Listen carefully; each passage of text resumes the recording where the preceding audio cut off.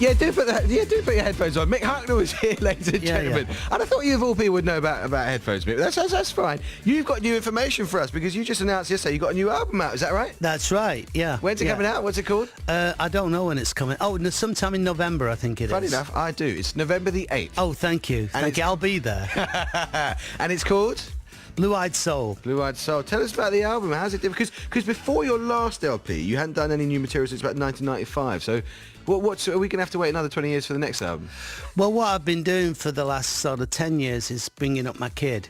I want it to be a home. Romy? Yeah. I want it to be around on a daily basis. And once you sign a recording contract or you're committed to album and tour. So I wanted to stop. So I stopped. And while I've been at home, I found myself slowly writing songs. Really? And once I had about 10, you thought, this is an album? I thought, here we go. Because you, before that, I mean, you've been going, you've been at the top of this game for, 40-odd years. And I read in my diligent research that you were massively influenced by seeing the Sex Pistols at Manchester's Leicester Free Trade Hall. When would that have been, 1976? That was actually, if I remember correctly, that was June 1976.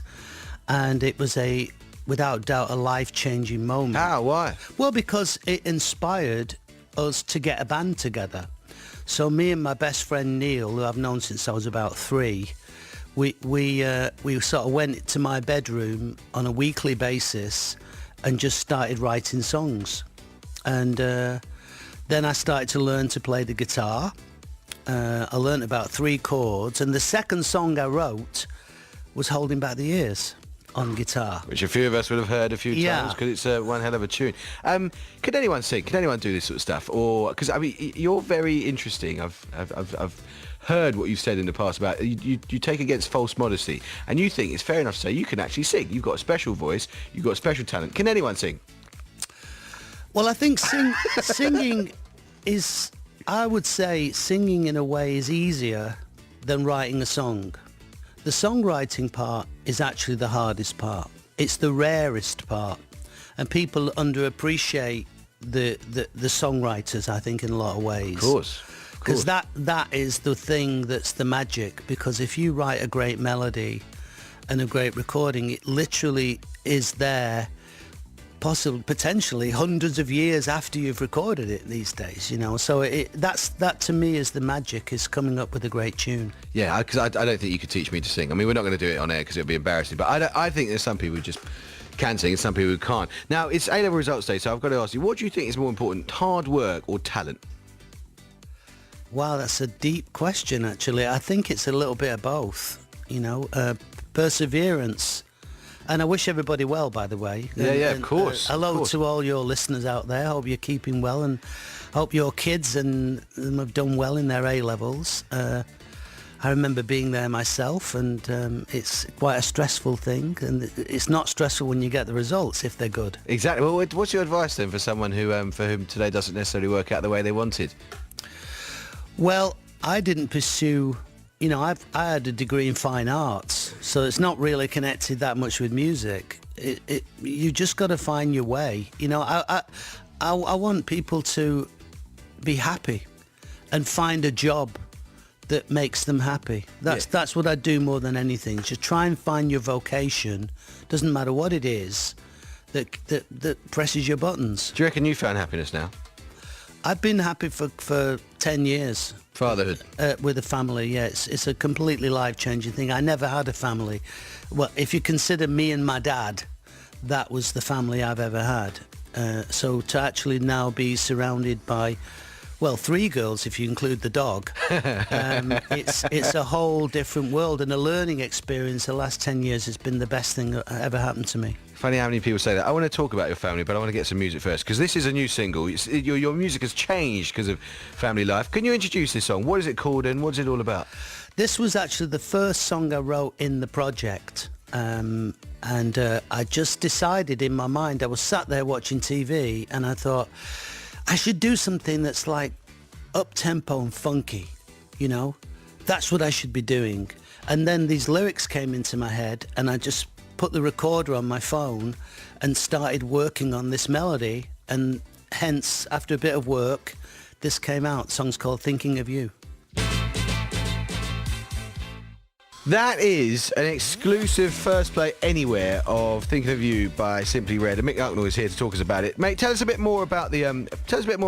What are the inspirations behind it? Because you're a changed man, as you say, doing this album, right?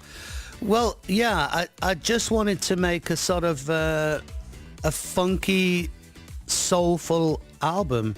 You know, I'm known as a blue-eyed soul singer. I think that's fair to say, and I decided to really push that genre, you know. What I've enjoyed more about this anything is the detail. Yeah. Is going into the detail of the tracks right from their conception. So I was very much involved. I chose the bass lines, the horn parts. I had them all in my head before I walked into the studio. We recorded in Chiswick, actually, Mark Knopfler's studio. Right, that's West London, yeah, of course. Yeah. Mark Knopfler, who turned 70 just the other day, yeah. Yeah. So I went in knowing all the parts and basically played the parts. So Andy Wright, my producer, we always go through these stages. So we'll go through one stage where everything was recorded live. So I'm in the room, go 1, 2, 3, 4, off we go. We do takes. Most of the vocals on the things are live takes. Wow. And in the old-fashioned way. And then we go, if a track doesn't work the way we want it to, we go to the next stage, which we call post-production, and that's where Andy does most of his creative work. And the first 2 tracks on the album, this track Thinking of You and this other one called Sweet Child, those are the second stage. The rest of the album is all from first stage stuff. So it's basically a live recording in a studio. Which is what gives it its very distinctive sound. The fans are still clearly into it, because Jane from Durham has just texted saying, "Welcome back, Mr. Hucknall, still got it." Where you paint this picture of someone who is living a very different life now, fatherhood, family, your 3 girls, as you mentioned, to the Mick Hucknall that I grew up listening to, and many other people on Radio 2 would have grown up listening to. Where do you spend most of your time now? At home. Where is home? Southwest of here. And I'm a sort of a boring dad. You're not a boring dad. You're into fishing, aren't you? You're into fishing. I make breakfast. I walk the dog.